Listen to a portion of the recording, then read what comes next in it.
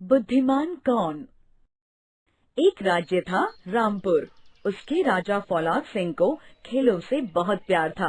फौलाद सिंह का मानना था कि सिर्फ शरीर की मजबूती से कुछ नहीं होता, हमें दिमाग से भी मजबूत होना चाहिए। यही सोच रखते हुए उन्होंने अपने जन्मदिन में एक शतरंज प्रतियोगिता करवाने की बात कही और घोषणा की, जो भी यह प्रतियोगिता जीतेगा उसको इनाम में ट्रॉफी के साथ 5 लाख रुपए दिए जाएंगे। इतने बड़े इनाम होने की ये बात आसपास के राज्यों में भी आग की तरह फैल गई। उन्हीं राज्यों में से एक राज्य था टुनकपुर। इसी राज्य में रहता था शिवनाथ आनंद। वह शतरंज में बहुत तेज था। वह जहाँ भी खेलने जाता सभी को हरा देता। जब शिवनाथ आनंद ने इनाम में इतनी बड़ी राशि होने की बात सुनी तो वह भी अपना झोला उठा के रामपुर पहुँच गया।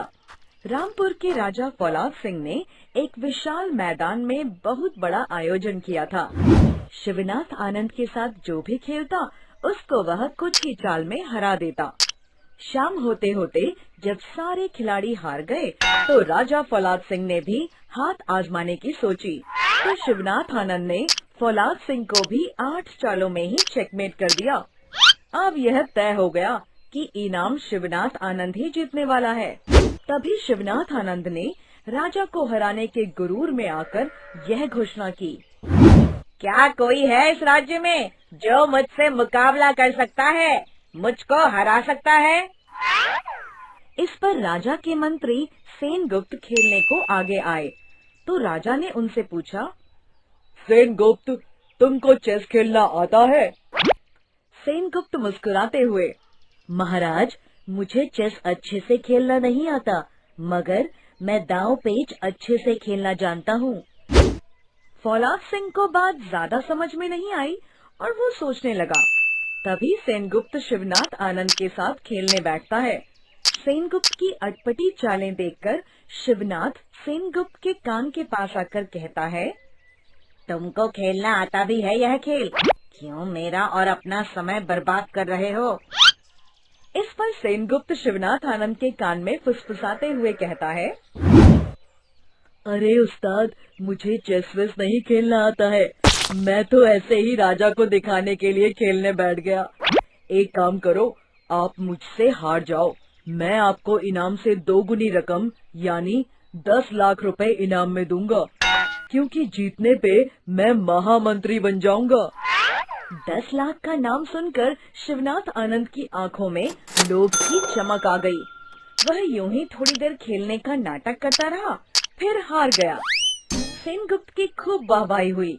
राजा ने राज्य की इज्जत बचाने के लिए सेनगुप्त को इनाम स्वरूप सही में महामंत्री बना दिया। अगले दिन जब शिवनाथ आनंद सेनगुप्त के घर जाकर 10 लाख रुपए मांगता है तो सेनगुप्त हैरानी जाहिर करता है, भाई, किस बात के पैसे? अरे वही पैसे जो आपने मुझे हारने पे देने का वादा किया था, वही पैसे। इस पर सेनगुप्त मुस्कुराते हुए, हारने पे कौन पैसे देता है? कल शतरंज का खेल था, आपने अपना दांव चला और मैंने अपना। मैं जीत गया, आप हार गए। आपके पास कोई सबूत हो तो आप राजा से शिकायत कर सकते हो। शिवनाथ आनंद ने सोचा, अगर मैंने जाकर राजा से ये बात बताई कि मैं पैसों के लालच में जानबूझकर हारा था, तो कहीं वो मुझे जेल में न डाल दें। शिवनाथ आनंद को अपने ठगे जाने का पता चल गया। वह समझ जाता है कि उसने लालच में आकर अपना ही नुकसान कर लिया। जो इनाम उसको मिलने वाला था वो भी उसे प्राप्त नहीं हुआ। वह चुपचाप अपना झोला उठा के मुंह लटका के अपने राज्य टुनकपुर चला गया। शिक्षा। लालच का फल हमेशा तीखा होता है।